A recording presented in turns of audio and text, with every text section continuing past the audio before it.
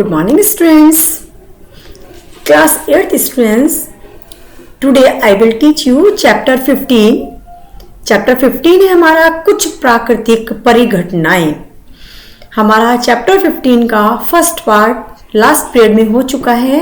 तो आइए स्टूडेंट आज स्टार्ट करते हैं हम पार्ट 2 अपना पॉइंट 15.5 से शुरू करते हैं तड़ित की कहानी। तड़ित वर्ड सुन करके आपको ऐसा लगा होगा कि आपने ये पहले भी सुना है। पहले कहाँ सुना है आपने अपनी 7th क्लास की साइंस की जो बुक स्टडी की थी तो उसमें भी तड़ित झंझा वर्ड आया था। तो वही तड़ित वर्ड आज हम क्लास 8th में भी करने जा रहे हैं। ध्यान से सब लोग करेंगे। देखिए, अभ्रगट द्वारा उत्पन्न आवेशों के आधार पर तड़ित की व्याख्या करना संभव है। लास्ट क्लास में आपने यह भी सीखा था कि गरज करने वाले तूफानों के बनते समय वायु की धाराएं ऊपर की ओर जाती हैं जबकि जल की बूंदें नीचे की ओर आती हैं।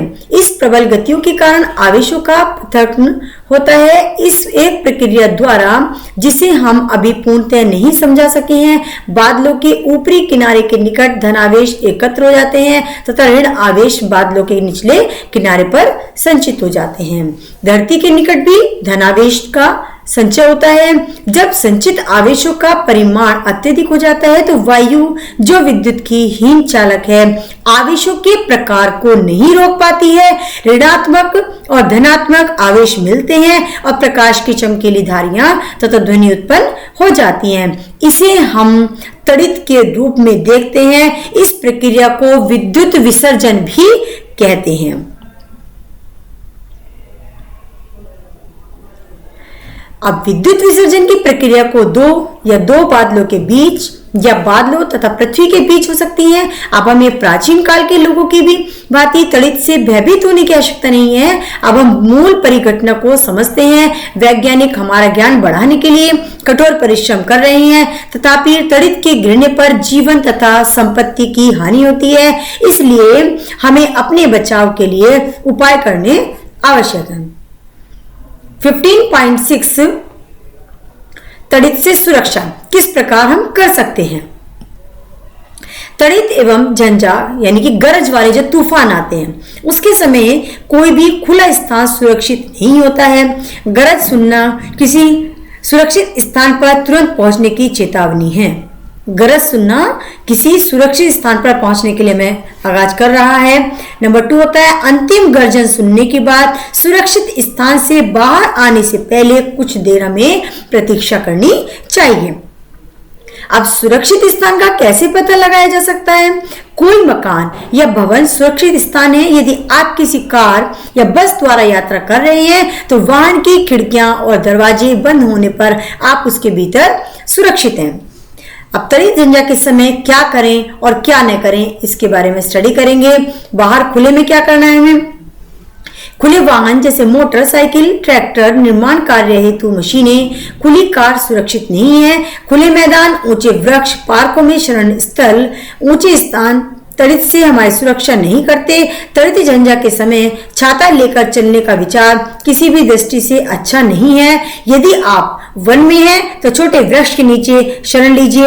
यदि आप किसी ऐसे खुले क्षेत्र में हैं जहां कोई शरण स्थल है ही नहीं तो वहां सभी वृक्षों से काफी दूरी पर खड़े रहें। जमीन पर कभी नहीं लेटें बल्कि जमीन पर सिमट कर नीचे बैठ जाएं। अपने हाथों को घुटनों पर तथा सिर को हाथों के बीच रखें। इस स्थिति में आप आघात के लिए लघुतम लक्ष्य बन जाएंगे। अब घर के भीतर क्या करना है हमें इसके बारे में स्टडी करते हैं।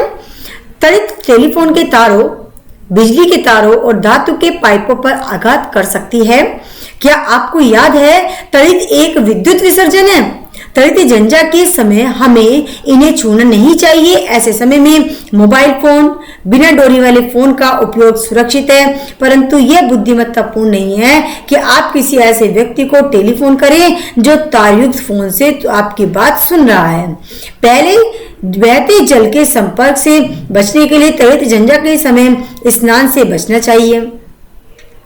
कंप्यूटर, टीवी आदि ऐसे जैसे विद्युत उपकरणों के प्लगों को सॉकेट से निकाल देना चाहिए। विद्युत बल्बों, ट्यूबलाइटों को जलाए रखा जा सकता है, इनसे कोई हानि नहीं होती है। नेक्स्ट आता है हमारा तड़ित चालक। अब तड़ित चालक में क्या स्टडी करेंगे? तड़ित चालक एक ऐसी युक्ति है जिसका उपयोग भवनों को तड़ित के प्रभाव से बचाने के लिए किया जाता है। किसी भवन के निर्माण के समय उसकी दीवारों में उस भवन की ऊंचाई से अधिक लंबाई की धातु की छड़ स्थापित कर दी जाती है। इस छड़ का एक सिरा वायु में खुला रखा जा सकता है तथा दूसरे सिरे को जमीन में काफी गहराई तक दबा देते हैं। चित्र 15.7 धातु की छड़ विद्युत आवेश के जमीन तक पहुंचने के लिए एक सरल पथ प्रदान करती है। भवन निर्माण जहां होता है, भवन निर्माण में उपयोग होने वाले धातु के स्तंभ, विद्युत तार या जल पाइप भी कुछ सीमा तक हमारा बचाव करते हैं, परंतु तड़ित झंझा के समय इन्हें स्पर्श नहीं करना चाहिए। आपने देखा होगा जब अत्यधिक तूफान आता है, बिजली चमकती है, तो ऐसे समय में हमें इन चीजों से दूर रहना चाहिए। नेक्स्ट 15.7 पर आता है हमारा भूकंप। आपने पहले तड़ित झंझा या तड़ित के विषय में अध्ययन किया होगा। क्लास 7th में आपने चक्रवातों के बारे में अध्ययन किया था। ये प्राकृतिक परिघटनाएं मानव जीवन तथा संपत्ति का बड़े पैमाने पर विनाश कर सकती हैं। सौभाग्यवश कुछ हद तक हम इन परिघटनाओं की भविष्यवाणी कर सकते हैं। मौसम विभाग कुछ क्षेत्रों में बन रहे तड़ित झंझा के बारे में चेतावनी दे रहे हैं। यही तड़ित झंझा होती है तो इसके साथ सदैव तड़ित तथा चक्रवात की संभावना रहती है। अतः इन परिघटनाओं से होने वाली क्षति से बचाव के उपायों के लिए हमारे पास बहुत समय भी होता है। तथापि एक ऐसी परिघटना भी है जिसके बारे में भविष्यवाणी करने की क्षमता हम अभी तक नहीं विकसित कर पाए हैं। यह है हमारा भूकंप। यह विशाल स्तर पर जनजीवन तथा संपत्ति को क्षति पहुंचा सकता है। 8 अक्टूबर 2005 को भारत में उत्तरी कश्मीर चित्र 15.8 में उड़ी तथा तंगराज शहरों में एक बड़ा भूकंप आया था। इससे पहले गुजरात के भुज जिले में 26 जनवरी 2001 को बड़ा भूकंप आया था। एक्टिविटी 15.5 में स्टडी करेंगे हम। अपने माता पिता से भूकंपों द्वारा हुई जनजीवन तथा संपत्ति की अपार क्षति के बारे में पूछिए। उस समय के समाचार पत्रों तथा पत्रिकाओं से इन भूकंपों द्वारा हुई क्षति को दर्शाने वाले कुछ चित्र इकट्ठा कीजिएगा। इन भूकंपों द्वारा लोगों को हुई क्षति में से संबंधित की संक्षिप्त रिपोर्ट बनाइएगा। भूकंप क्या होता है, जब यह आता है तो क्या होता है, इसके प्रभाव को कम करने के लिए हमें क्या करना चाहिए। कुछ ऐसे प्रश्न हमारे दिमाग में आते हैं जिनके बारे में आज डिस्कस करेंगे। आप सबसे पहले जान लेते हैं कि भूकंप होता क्या है। भूकंप जो बहुत कम समय तक रहता है, जिसको इंग्लिश में हम कहते हैं अर्थक्वेक, पृथ्वी का कंपन अथवा कोई एक झटका होता है। ये पृथ्वी की भूपर्पटी के भीतर गहराई में गड़बड़ के कारण उत्पन्न होता है। यदि पृथ्वी की नीचे गहराई में कोई भी किसी तरह की जमीन खिसक रही है जिसके कारण से हमारा भूकंप आता है। भूकंप हर समय सब जगह आते रहते हैं।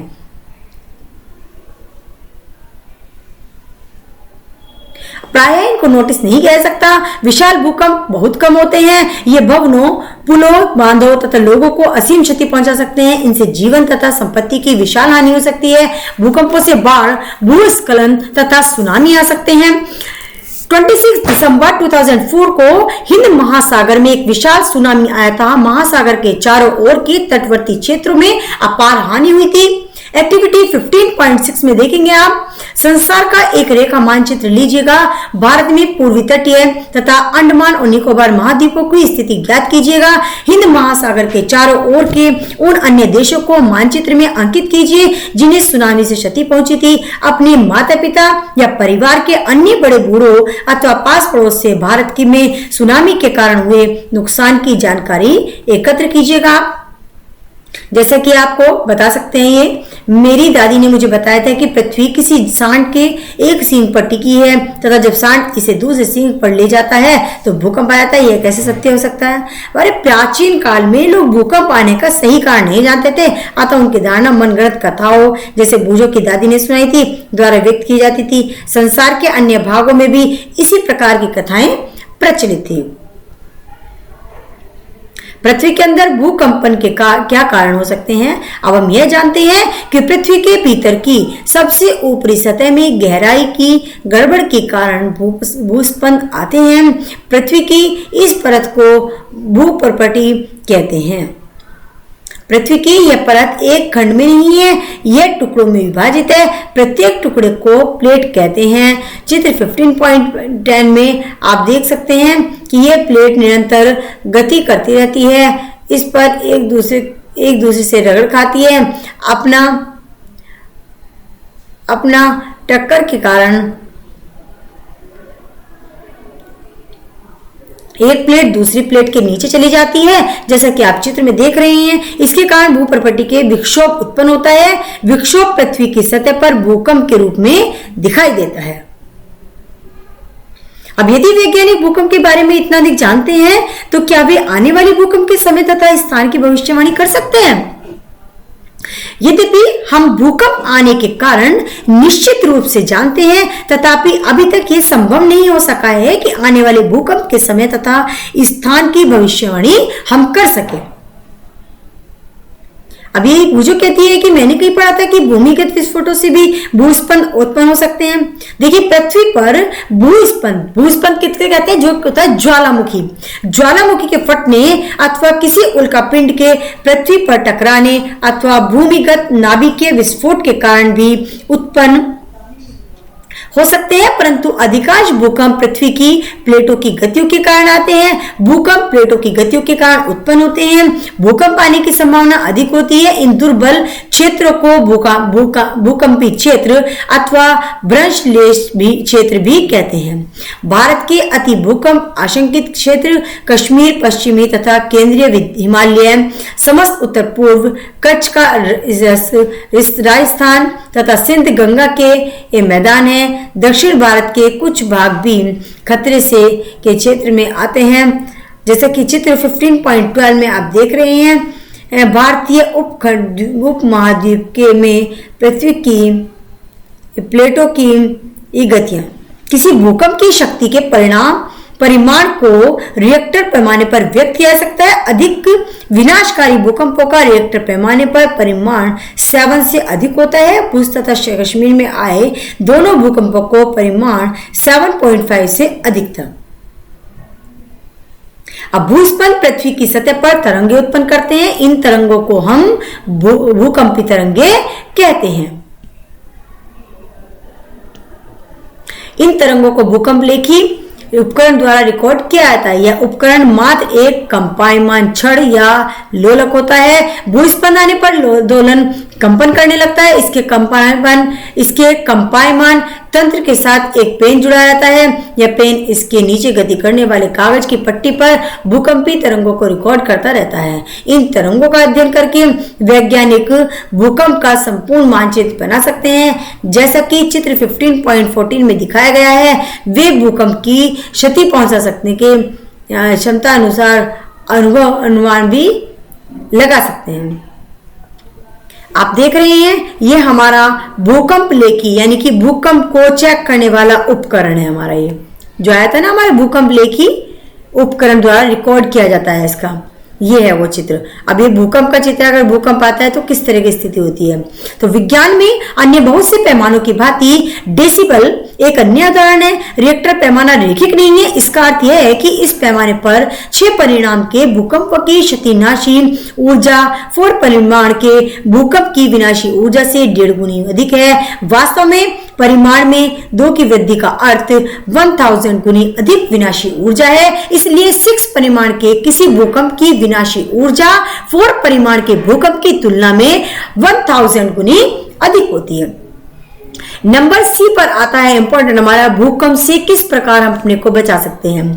देखिए ये सब तो हमने देख लिया। भूकंपों की भविष्यवाणी नहीं की सकती, हमने यह भी देख लिया। भूकंप अत्यधिक विनाशकारी, ये भी हम जान गए हैं। इसलिए यह आवश्यक है कि हम हर समय अपने बचाव के लिए आवश्यक सावधानियां बरतें। भूकंपीय क्षेत्रों जहां पर भूकंप आने की अधिक आशंका होती है, उसमें रहने वाले लोगों को इनका सामना करने के लिए विशेष रूप से तैयार रहना चाहिए।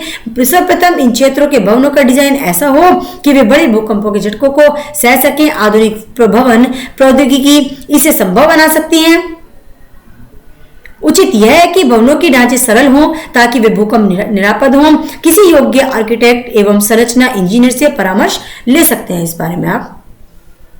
अत्यधिक भूकंपीय क्षेत्रों के भवन निर्माण में भारी पदार्थों की अपेक्षा मिट्टी अथवा इमारती लकड़ी का उपयोग अधिक अच्छा होता है। यदि ढांचा गिरे तो अत्यधिक क्षति नहीं होती। अलमारियों इत्यादि को दीवारों के साथ जड़ना अधिक अच्छा होता है, जिससे कि वे आसानी से न गिरे। अब दीवार कड़ी, फोटो फ्रेम, जल तापा, गीजर आदि को दीवार में लटकाते समय सावधानी रखें ताकि भूकंप आने पर ये लोगों के ऊपर न गिरे।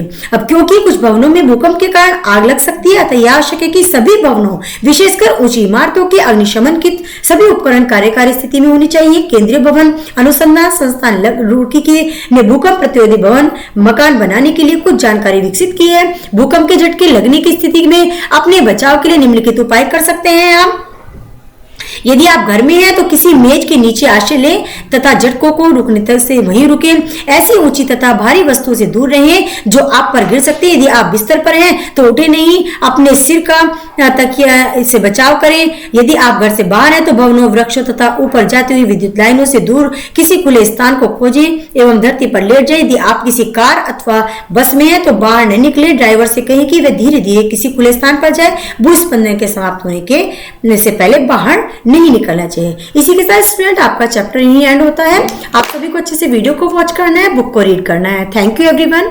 नेक्स्ट टर्न पर आपको नोट्स सेंड किए जाएंगे, आपको सुंदर राइटिंग में अपना वर्क करना है। Thank you.